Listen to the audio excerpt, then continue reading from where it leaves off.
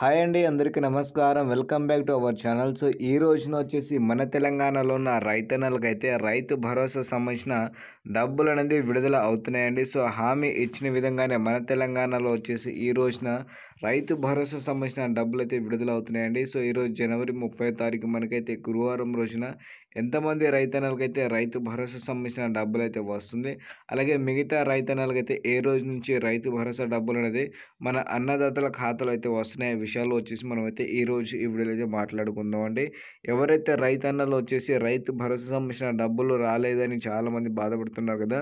So మీరు ఈ పని చేస్తే మాత్రం మీకైతే డబ్బులు అయితే వస్తున్నాయండి. మీరైతే ఈ వీడియోని మాత్రం ఎక్కడ స్కిప్ చేయొద్దు, పూర్తిగా ఎండ్ వరకు చూడండి. అలాగే మన ఛానల్లో కొత్తగా చూస్తే రైతన్నలు ఎవరైతే ఉంటారో వెంటనే వెళ్ళి సబ్స్క్రైబ్ చేసి పక్కనే బెల్ ఐకాన్ని ఆల్లో పెట్టి ట్యాప్ అయితే చేసుకోండి. ఇలాంటి లేటెస్ట్ అప్డేట్ ఫర్దర్గా మీరు మిస్ అవ్వకుండా ఉండవచ్చు, ఓకేనా.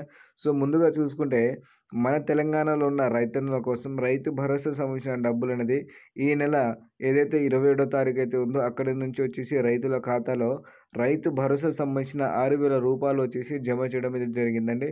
దాదాపుగా చూసుకుంటే 4.41 లక్షల మంది రైతన్నలకైతే రైతు భరోసా సంబంధించిన డబ్బులు అయితే అందించడం అయితే జరిగిందండి. దాదాపు 569 కోట్ల రూపాయలు అనేది రైతుల ఖాతాలో అయితే జమ చేయడం అయితే జరిగిందండి. సో గత సీజన్కి అలాగే మనకైతే ఇప్పుడు ఈ సీజన్కి మొత్తానికి వచ్చేసి రైతు భరోసా సంబంధించిన డబ్బులు అనేది రైతుల ఖాతాలో మన రాష్ట్ర ప్రభుత్వం తరపున అయితే జమ చేయడం అయితే జరుగుతుందండి. సో ఈ రోజున కూడా మనకైతే డబ్బులు అయితే వస్తుందండి.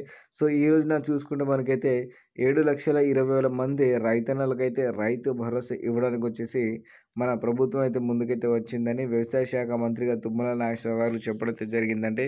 సో మీరు రైతన్నలు వచ్చేసి రైతు భరోసా డబ్బులు ఏ టైం నుంచి ఏ టైం చెక్ చేసుకోవాలంటే ఉదయం 10 నుంచి మధ్యాహ్నం 2 వరకు అయితే మీ బ్యాంక్ బ్యాలెన్స్ అనేది ఒక్కసారి మీరు అయితే చెక్ చేసుకుంటే మీకైతే డబ్బులు అయితే వచ్చే ఉంటే ఒకసారి మీరు అయితే చెక్ చేసుకోండి. అలాగే చాలామంది రైతన్నలు ఏమంటున్నారంటే రైతు భరోసా సంబంధించిన డబ్బులు రాలేదని చాలామంది అంటున్నారండి.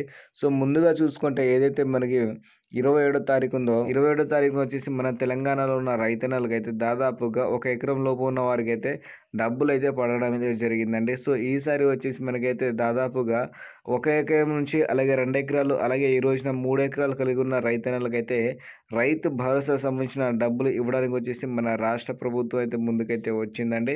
సో హామీ ఇచ్చిన విధంగానే తెలంగాణలో ఉన్న రైతన్నలకైతే రైతు భరోసా సంబంధించిన డబ్బులు అయితే ఇవ్వడానికి అయితే ప్రభుత్వం అయితే ముందుకు తెచ్చింది. కానీ ఈసారి వచ్చేసి మనకైతే దాదాపు 3 ఎకరాలు కలిగి ఉన్న రైతన్నలు 7 లక్షల దాకా అయితే ఉన్నారు. సో వీళ్ళందరి కోసం వచ్చేసి రైతు భరోసా సంబంధించిన డబ్బులు కూడా జమ చేయడం అయితే జరుగుతుందండి.